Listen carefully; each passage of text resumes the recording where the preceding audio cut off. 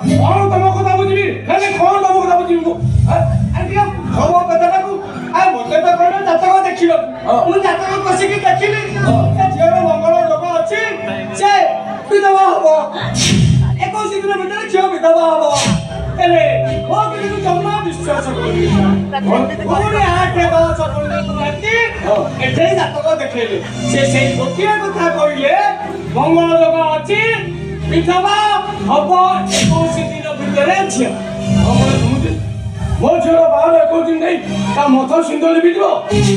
ଏ ସମୁଦି ମୁଁ ବାପ ଏ କଥା ସହିବି କେମିତି ରାହୁ ଅମାବାସ୍ୟା ଚନ୍ଦ୍ର ଗ୍ରହଣ ତିଥିରେ ଯୋଉ ଝିଅର ଜନ୍ମ ସେ ଝିଅ ବାହା ହଉ ହଉ ସ୍ୱାମୀକି ଖାଇବ ଏଥିରେ ଆମେ କଣ କରିବା କାହାର କିଛି କରିବା ଦରକାର ନାହିଁ ଗୋଟେ ପାଲା ଏଇଟା ଲେଖା ମୋ ଭଉଣୀକି ବିଧବା କରିଦେବ ଓହୋ ସେ ଜାତକ ଦେଖେଇବା କଣ କର ତମେ କଣ କହିଲ ତମେ ଜାତକ ଦେଖିବା ଅନ୍ଧବିଶ୍ୱାସ ଯଦି ଜାତକ ଦେଖିବା ଅନ୍ଧବିଶ୍ୱାସ ତାହେଲେ ତମେ କହିପାରିବ ତିଥି ବାର ଲଗ୍ନ ସବୁ ଅଛି କାହିଁକି ଜ୍ୟୋତିଷ ଶାସ୍ତ୍ର ବିଦ୍ୟା ଅଛି କାହିଁକି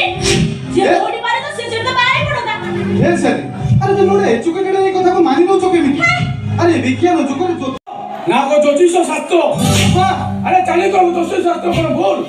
প্রভু রামচন্দ্র কো 14 বর্ষ বনবাস যা কোন ভুল শুন প্রভু রামচন্দ্র কো রাজ্য অভিষেক বেলে রাজা দশরথ পণ্ডিত মানଙ୍କର ଜାତକ ଦେଖେଇଥିଲେ ଆଉ ପଣ୍ଡିତ ମାନେ କଣ କଲେ ଜାଣିଛୁ কোন কইল ପ୍ରଭୁ ରାମଚନ୍ଦ୍ରଙ୍କ ରାଜଯୋଗ ନାହିଁ ଅଛି 14 ବର୍ଷ ସନ୍ନ୍ୟାସ ଯୋଗ ଅମନୋଜ ଏ କଥାଟା କଣ ମିଛ ও বাবা তুমি মানে ମୋ କଥା ଟିକେ ବୁଝିବାକୁ ଚେଷ୍ଟା କର ଆରେ କଣ ସେ ବୁଝିବ ଆରେ କଣ ସେଟା ବୁଝେଇବୁ ବାପା ତମ କଥା କଣ ବୁଝିବେ ତମେ କଣ ଶ୍ରୀର ଭାଇ ନୁହେଁ ଶ୍ରୀଆ ଯଦି 21 ଦିନ ପରେ ବିଧବା ହେଇଯାଏ କଣ କରିବ ତମେ ଭଉଣୀର ବିଧବାର ଦେଖି କି କମ୍ପାନୀଟା ଆମର ନୁହେଁ ନାଇଁ ରେ ମା ଆମେ ଖାଲି ଏ କମ୍ପାନୀର ଦରମା ପାଇଁ କରୁଛୁ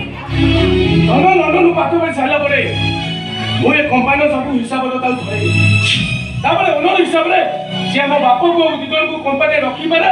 ବା ନ ରଖିପାରେ ଏଇଟା ତା ଉପରେ ନିର୍ଭର କରେ ବାପା ତାହେଲେ ଏପର୍ଯ୍ୟନ୍ତ କଥାଟାକୁ ଲୁଚେଇ ରଖିଥିଲେ କଣ ପାଇଁ ଆରେ ଆଦିତ୍ୟ ବାବୁ ଏଇ ରାଜିନାମା କହିଦେଇ ଯାଇଛନ୍ତି